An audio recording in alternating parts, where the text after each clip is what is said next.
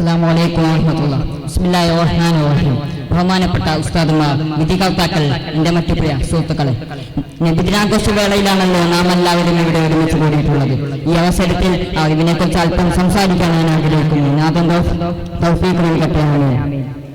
മനുഷ്യരെ ഉന്നതരാക്കുന്ന ഏറ്റവും വലിയ കാര്യമാണ് അറിവ്. അറിവുള്ളവൻ സമൂഹത്തിൽ എന്നെന്നും ആദരിക്കപ്പെടുകയും ബഹുമാനിക്കപ്പെടുകയും ചെയ്യും. വിശുദ്ധ ഖുർആൻ ഇങ്ങനെ ചോദിക്കുന്നുണ്ട്: നിങ്ങളിൽ അറിവുള്ളവരും ഇല്ലാത്തവരും തുല്യരാണോ? ഏത് കാര്യത്തെക്കുറിച്ചും അറിവുണ്ടായിരിക്കുക എന്നത് വലിയ മാറ്റം തന്നെയാണ്. ആദം നബി അലൈഹി ഇസ്ലാമിനെ സൃഷ്ടിച്ച അല്ലാഹു തആല അദ്ദേഹത്തിന് സർവ്വവസ്തുക്കളുടെയും പേരുകൾ പഠിപ്പിച്ചു കൊടുത്തുവെന്ന് വിശുദ്ധ ഖുർആൻ പറയുന്നുണ്ട്. ഇസ്ലാമിന്റെ പ്രബോധനവുമായി വന്ന എല്ലാ പ്രവാചകന്മാരും നല്ല വിവരമുള്ളവരായിരുന്നു. അറിവുള്ളവർ സമൂഹത്തിൽ ഏറെ ആദരിക്കപ്പെടുന്നു നാം കണ്ടിരിക്കും.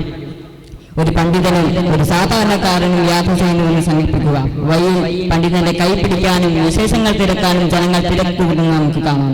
പക്ഷേ സാധാരണക്കാരനെ ആരും പരിഗണിക്കുന്നതായി നമുക്ക് കാണില്ല. ഒരറിവുള്ളവന് മരണപ്പെട്ടാലും അവനെക്കുറിച്ച് സംസാരിക്കാൻ ധാരാളം ജനങ്ങളുണ്ടാകും. പക്ഷേ ഒരറിവില്ലാത്തവന് മരണപ്പെട്ടാൽ അവനെ കുറച്ചു നാളുകൾക്കകം തന്നെ ജനങ്ങൾ മറന്നു പോകുന്നതാണ്. എന്തെങ്കിലും എങ്ങനെയെങ്കിലും പഠിച്ചത് കൊണ്ട് അറിവുണ്ടാകണമെന്നില്ല. അതിന് ചില മര്യാദകളൊക്കെയുണ്ട്.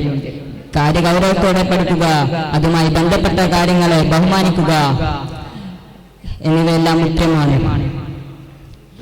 ആർക്കോ വേണ്ടി പഠിക്കുകയാണ് നമ്മൾ പലരും. ഇതുകൊണ്ട് നമുക്കൊരിക്കലും പുരോഗതി ഉണ്ടാകില്ല. അതിനാൽ നാം അറിവിന്റെ മാത്രം ഉൾക്കൊള്ളണമെന്നും നല്ല അറിവുള്ളവരായി തീരണമെന്നും അഭ്യർത്ഥിച്ച് ഞാൻ എന്റെ വാക്കുകൾ അവസാനിപ്പിക്കുന്നു. അസ്സലാമു അലൈക്കും.